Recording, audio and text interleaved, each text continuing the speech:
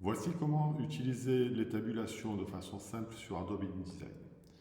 Donc tout d'abord, à la place de l'espace, je vais insérer la tabulation. Donc c'est la touche qui est en dessous d'arrobase sur le clavier Mac, comme ceci. Je sélectionne l'espace, je mets une tabulation, et même si ce n'est pas le même décalage, ce n'est pas grave. Ici aussi.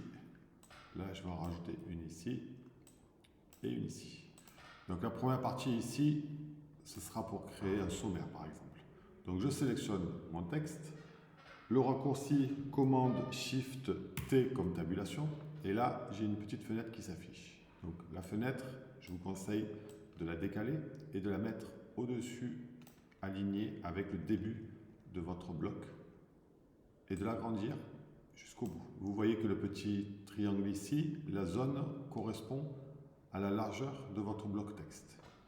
Donc je voudrais que, par exemple, page 2, page 3, page 4 s'arrête ici, à cette zone-là, et que entre les deux, entre sommaire et page 2 par exemple, on se retrouve avec des pointillés.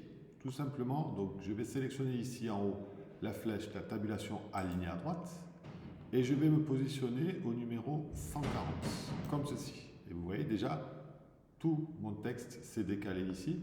Je peux l'agrandir, je peux le déplacer, comme ceci.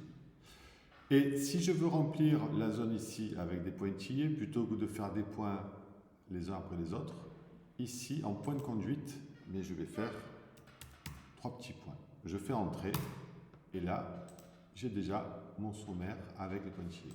Si je continue, je fais article 2, j'appuie sur tabulation, et ça garde en mémoire la tabulation du dessus. Page 5. Si jamais je veux changer cette tabulation ici, je sélectionne que cette ligne et je peux changer ma tabulation sur cette ligne-là. Maintenant, si je veux insérer d'autres tabulations sur une même ligne, tout simplement, je sélectionne ici, je vais créer une tabulation pour le A, ce sera la première ici, et une deuxième tabulation pour le B.